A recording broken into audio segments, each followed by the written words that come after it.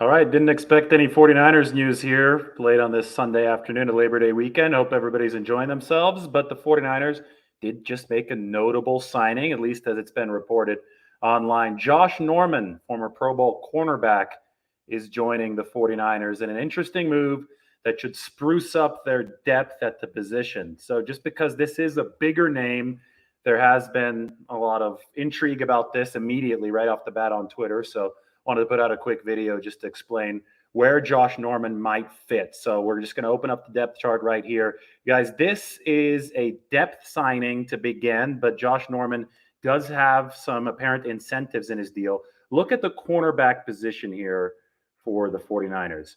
You have Jason Verrett as your starting left cornerback. You have Emmanuel Mosley as your starting right cornerback. And then your depth is comprised of Diamador Lenore, Ambry Thomas, and Dante Johnson. These three guys right there. The reason that the 49ers kept Dante Johnson around, and they added him to that 53-man roster late after Devontae Harris went to injured reserve. Harris is another guy that may contribute at some point this season. But the reason that Johnson is there is because Ambry Thomas and Diamador Lenore are still delivering too many rookie moments. Thomas more so than Lenore, because Thomas took a whole year off. He opted out of the 2020 season with Michigan. But the 49ers did throw both of those guys in with the Sharks, Lenore and Thomas, during the preseason. They wanted to give them as much run as possible, kind of like throw them in, see if they can swim. And I think that they're slowly starting to figure it out. But the 49ers are being realistic about Thomas and Lenore, especially with that year off for Ambry Thomas. And they're making sure that they're insulated to the cornerback position beyond Verrett and Mosley. Both of whom, by the way, had good training camps. Yeah, I think everybody liked how Verrett looked. He's looking physical, strong, healthy. And Mosley, too, I think, was playing his most confident football yet. But beyond that, it's really, really sketchy. And the 49ers already got burnt last year by playing with a really sketchy situation at cornerback. Just go back to that game against the Dolphins. Brian Allen had to start, and Brian Allen got toasted for like 200 yards in like 5 or 6 throws. It was scorched earth against the Dolphins. That was the Kello Witherspoon game where he said he couldn't play at the start, but then inserted himself in later. But by that point, the 49ers were already getting blown out. And it was just a great example of your defense is only as good as your worst cornerback. So when you look at the roster right here, we'll see exactly where Josh Norman fits in.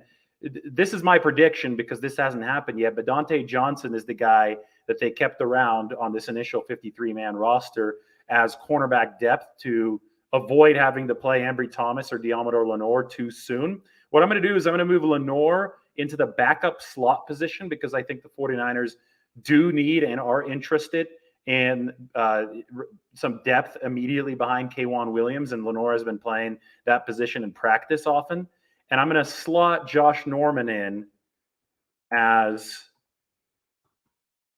the cornerback behind Emmanuel Mosley. I got to make the font bigger too to make this all work out. Now, obviously, if you scroll down, that makes this roster 54 deep. So they would either have to cut somebody somewhere else, or I think most likely they're going to get rid of Dante Johnson or send him down to the practice squad or whatever. I'm not sure. The move is not even official yet for Josh Norman, but I think that's where it's going to fit. I think he's going to be that veteran cornerback depth behind Verrett and behind Emmanuel Mosley. Now, there could be an injury that we don't know about right now that somehow happened here over the weekend. Verrett or Emmanuel Mosley got hurt. We'll find out more this week, but I just do think that this is higher ceiling veteran depth for the 49ers.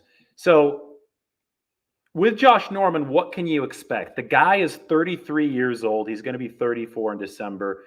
He's been with Carolina. He's been with Washington, and then he was with Buffalo last year.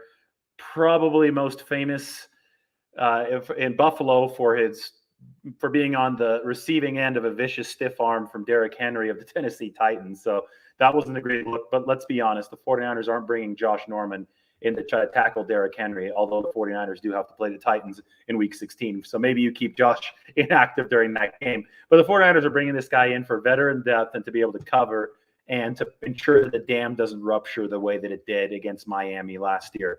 The deal is reportedly worth up to $2.5 million, according to the NFL Network's Mike Garofalo which is probably interesting to some of you because here we could see Josh Norman's Wikipedia page wearing that Washington jersey back in the day. I want to open up the salary cap sheet. 2.5 million is intriguing because that's pricey for a 49ers team that doesn't have much salary cap space. If you take a look right here, the 49ers only have $1.64 million in salary cap space. So obviously $2.5 million just straight won't fit there. But it's not going to be $2.5 million just straight. What will happen with Josh Norman's deal is that most of it, I'm almost certain based on what Mike Garofalo said, most of it will be incentive-based. And when you make an incentive-based deal, it counts against the salary cap only based on what the player did the year prior.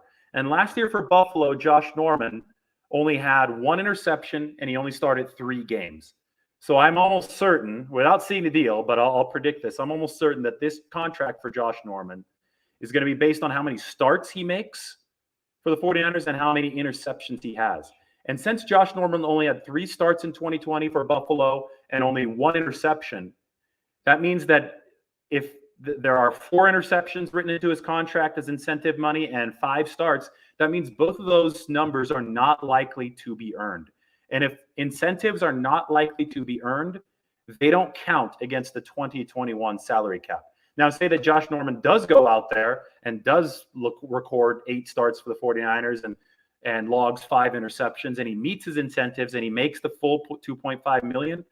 The 49ers will be charged against the salary cap in 2022. They won't have to face the bill until next season, when they obviously will have more room to maneuver. So for the 49ers, an incentive-based deal makes sense. For Josh Norman, it makes sense because he probably couldn't find anything else that wasn't incentive-based. And if push comes to shove, the 49ers need his services and he delivers for them this season, well, then they'll pay the salary cap charge on it in 2022. What are the chances of Josh Norman delivering? I don't know. I don't think the 49ers want to find out. I think you'd rather have Jason Verrett and Emmanuel Mosley lock it down all season long, but it's always good to have insurance, and it's good to have a veteran voice in the room.